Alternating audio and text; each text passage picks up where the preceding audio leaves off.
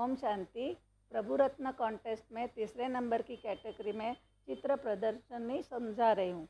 इस चित्र में बता रहे हैं कि आप कौन हैं।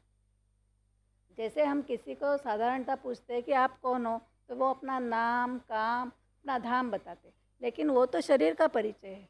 और शरीर के अंदर, शरीर तो एक मिट्टी का पुतला है, उसके अंदर हड्डी मांस का पुतला है। उसके अंदर जब आत्मा प्रवेश करती तो उसको हम जीवात्मा कहते हैं।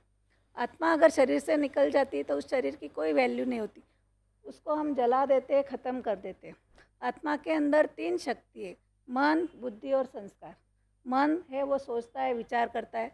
बुद्धि की तुलना तराजू से की हुई है, तो बुद्धि है वो निर्णय लेती है। तो संस्कार, हम बार बार जो कर्म करते तो हमारे संस्कार बन जाते। जैसे माताओं को कभी भी खड़े कर दो तो वो रोटी गोल बेल सकती है, लेकिन भाई वो नहीं कर सकते क्योंकि उनका वो संस्कार नहीं होता है। तो हमारे शरीर को चलाने वाली शक्ति आत्मा है। शरीर जड़ है, लेकिन आत्मा एक चैतन्य शक्ति है। आत्मा एक बिंदी है, वो भ्रुकुटी के मध्य में रह के हमारे शरीर को चलाती है।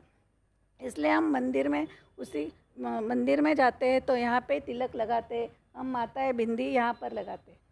तो गाड़ी के अंदर जैसे ड्राइवर को आगे के सीट पे बैठाते क्योंकि वो गाड़ी का नियंत्रण कर सकता है, वैसे आत्मा भ्रुकुटी के मध्य में रह के हमारे पूरे शरीर को कंट्रोल करती है। तो वैल्यू किसकी है? तो आत्मा की है। शरीर तो विनाशी है और आत्मा ही इस शरीर को, जड़ शरीर को चलाती है, क्योंकि वो एक चैतन्य शक्ति है। जैसे मोबाइल के अंदर सिम नहीं हो तो वो मोबाइल कुछ काम का नहीं, वैसे शरीर के अंदर आत्मा नहीं है तो शरीर की कोई वैल्यू नहीं। तो इस चित्र में यही समझाया गया है कि हम कौन हैं। तो हम एक आत्मा है। ओम शांति।